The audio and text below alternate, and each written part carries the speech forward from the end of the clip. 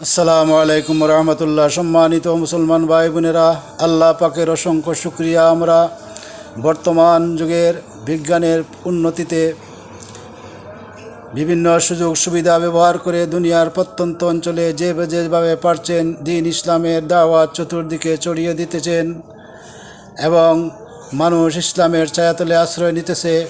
কিন্তু আমরা বলতে চাই সেই সমস্ত মহামনীষীদের কথা যাদের সময়ে বিজ্ঞানের এত উন্নতি ছিল না, চলার মতো কোনো বাহন ছিল না, বাসস্থান ছিল না। হাজার হাজার মাইল দূরে এসে নিজের পরিবার পরিজন ত্যাগ করে সংসারের উন্নতি দিকে না চেয়ে আল্লাহর সন্তুষ্টির জন্য দুনিয়ার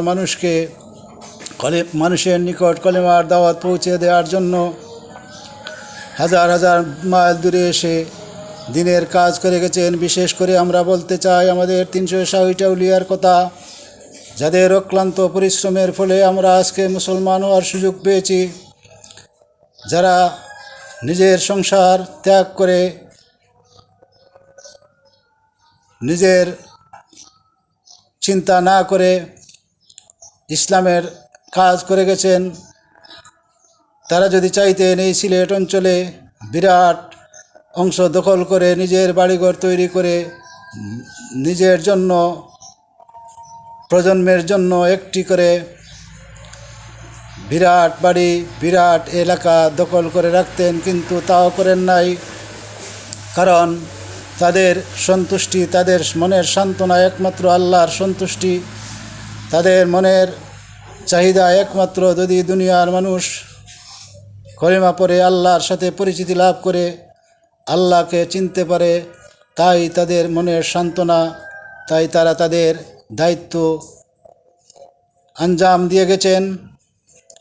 আমরা তাদেরকে শ্রদ্ধা ভরে স্মরণ করি, আমরা তাদের জিয়ারতে যাই, তাদেরকে সালাম জানাই, তাদের জন্য দোয়া করি। তাদের কাছে গিয়ে আল্লাহ পাক রব্বুল আলামিনের প্রিয় বান্দা মনে করে আমরা আমাদের জীবনের গুনার জন্য আল্লাহর দরবারে তাদের ওসিলা নিয়ে দোয়া করি। আল্লাহ তাদের মর্যাদাকে আরও বৃদ্ধি করে দিন, তাদেরকে জান্নাতুল ফেরদাউস নসিব করে দিন। যাই হোক, আমরা আজকে আমাদের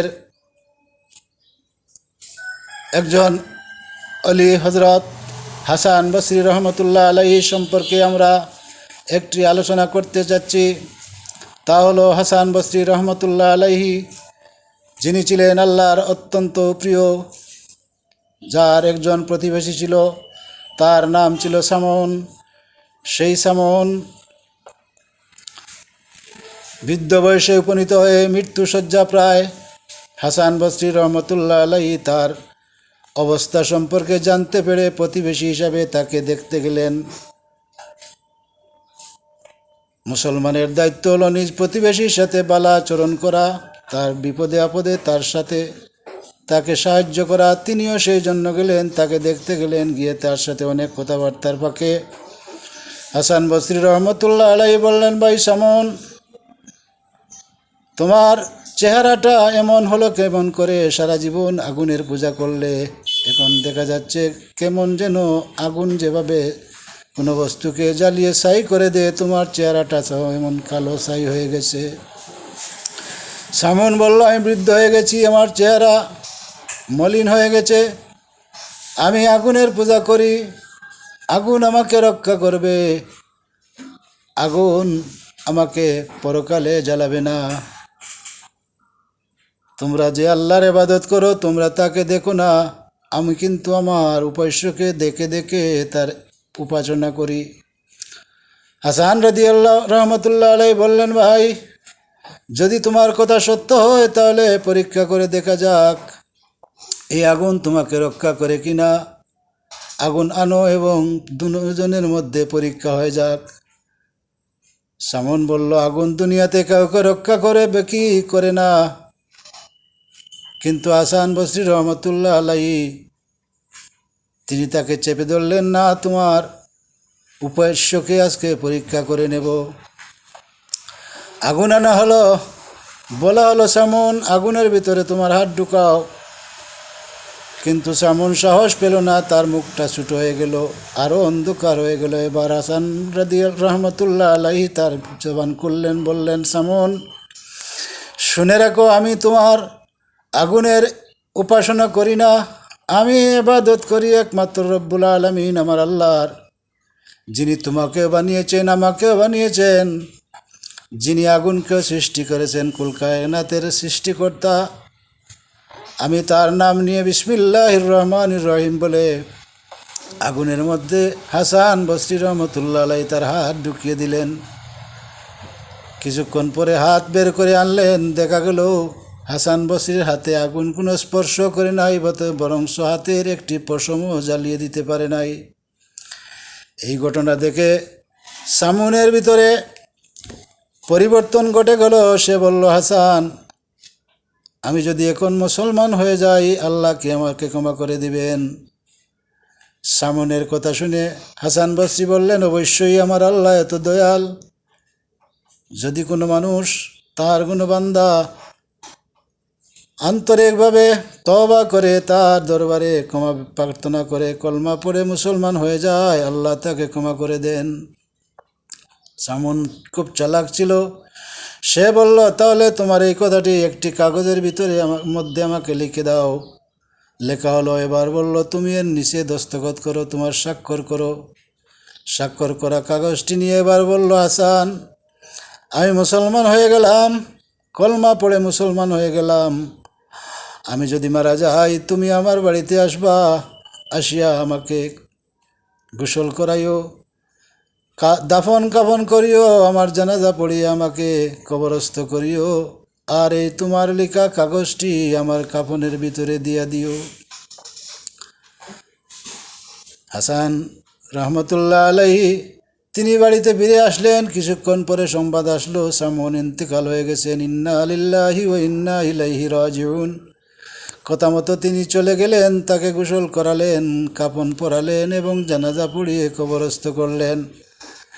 আর তার লেখা সেই কাগজের টুকরাটি কাফনের ভিতরে দিয়ে আসলেন। আসার পরে হাসান বসরি রহমতুল্লাহ আলাইহির ভিতরে একটি পেরেশানি তৈরি হয়ে গেল।